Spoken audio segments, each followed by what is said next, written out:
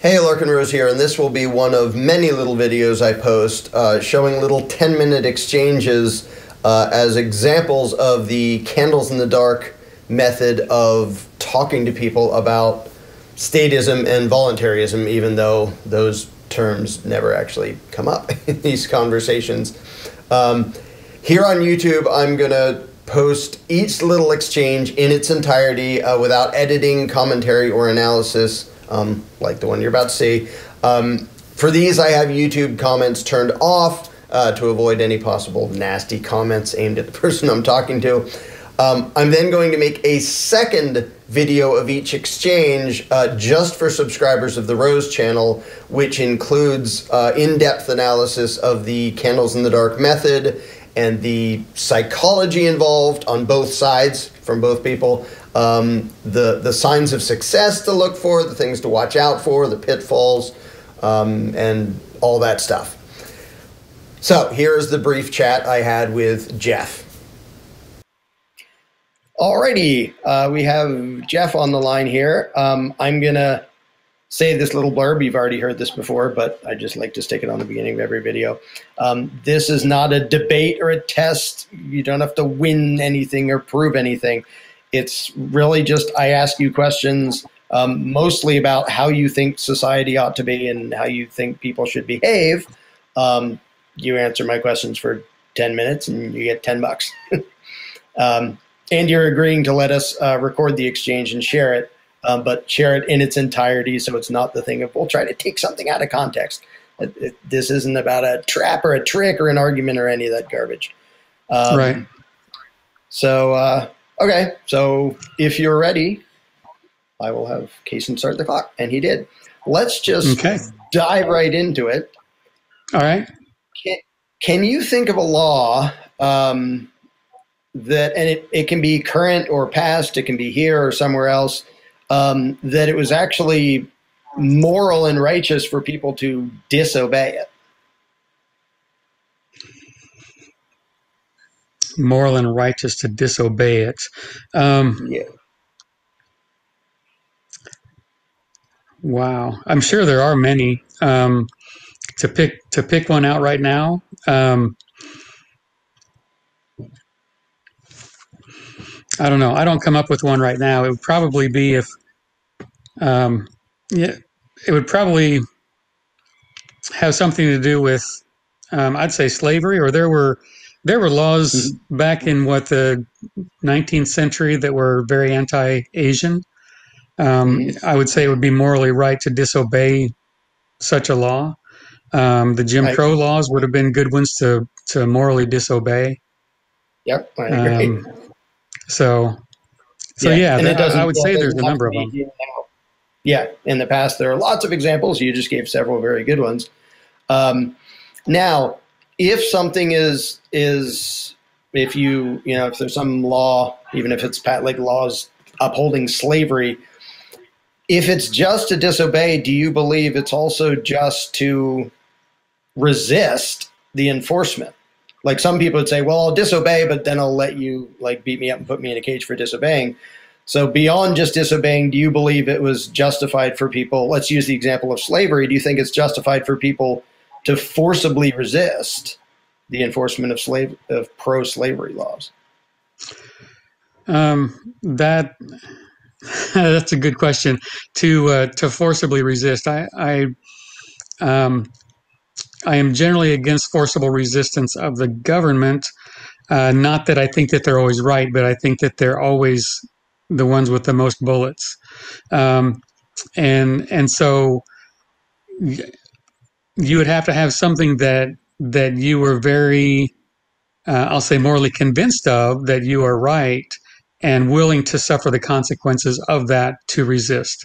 And that might be you get beat up, you get shot, you get your stuff taken, you get thrown in jail, that type of thing. Right. So if you have a mindset that it is so morally egregious that you must stand against it and resist that, then yes, but you potentially have consequences before that law gets changed back. Right.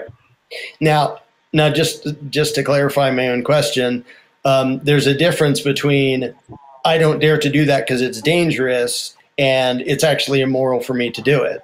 And so, obviously it's dangerous to, to resist the law, whether the law is completely evil or good or anything in between. Right. But let me use this example, and I know you were talking in the general. I want to keep it focused on your judgment of right and wrong and justified and unjustified.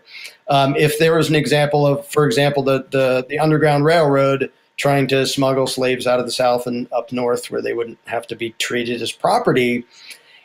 First of all, do you believe it was morally justified for people to do that? Yes. Okay, then I agree. Let's say somebody's trying to do that and they get caught by the slave wranglers, the people whose job it was to chase down runaway slaves. Do you personally, and regardless of how dangerous it might be or whether you think on a practical level they're going to succeed or not, do you personally believe it would be morally justified for, if the slave catchers are pulling the guns, do you believe the people running the Underground Railroad have the right to pull the guns and say, you're not taking these people hostage, and forcibly resist that?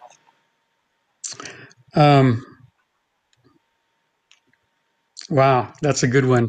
And I believe that they should have that right to do so. And once again, it comes down to who has the more firepower, I think, and what's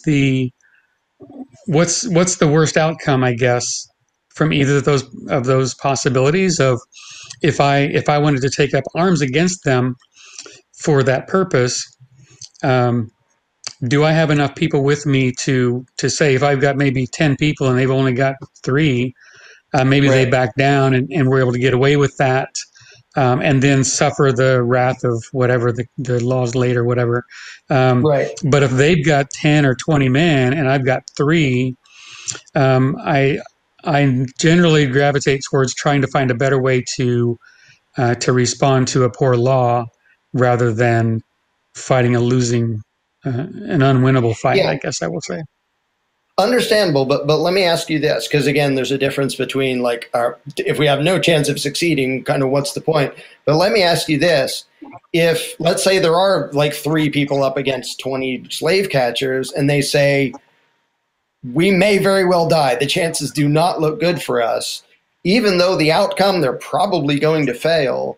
Do you believe it's still morally righteous if they decide we're going to stand up against this? We're going to take on this fight. We're probably going to lose and die horribly, but we're going to do it anyway. Do you believe, aside from the fact that on a practical basis, they're probably going to lose and maybe not accomplish anything, do you think morally they are in the right, even if they end up getting caged or shot or something? Or do you think it's actually immoral for them to resist if there's a good chance they're going to lose?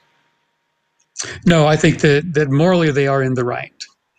I think that for me personally, I would weigh the options and weigh the likely outcome. And there are things that I would certainly give my life to defend, and that might very well have been one of them if I'd lived in that time. But yeah, okay, good, yeah. Then I agree with all that. Jumping to a slightly different topic, do you believe that a majority has the right to basically force its will on the minority if it's done by way of elections and legislation? I mean, obviously that can happen and does happen, but do you think it's righteous and legitimate when that happens? I think it's how to put that into words. I think it's the way our society is set up. It's an unfortunate thing that the majority can force poor laws onto everyone, and I think we see many of the repercussions of that today. And so is it morally right for a majority of people to be able to force? It is not. It is not. But it's the mechanism of our current American society. Would you agree with this? That it's what is, not what should be. Correct. Yes. Okay. Do you think that anything, like a majority doing it doesn't automatically make it a good thing? Do you think anything can make an immoral act into a moral act? Like if enough people vote for it or they do some legislative process, do you think that can actually, if there's this thing that's bad, we can use the example of slavery again. Do you think any number of votes or elections or constitutions or anything, can anything make an inherently immoral thing into a moral thing? No, not just because even if it's 99 to 1, that doesn't make it become a moral thing. I completely agree. Since we only have like 1 minute left, I'll end on this. Does law, meaning legislation, not like natural law or laws of physics, does legislation ever determine whether something is right or wrong? Like maybe it matches, maybe it doesn't, but is law ever the reason that something is right? Like legislative law, something that was written into law? I don't think so. I don't think that people making a law make something right. I agree. Like it might happen to the law might say don't murder people and it's bad to murder people, or it might say go murder people and murder is still bad. Would you agree with that? Yes. It might say go murder these people, but not those.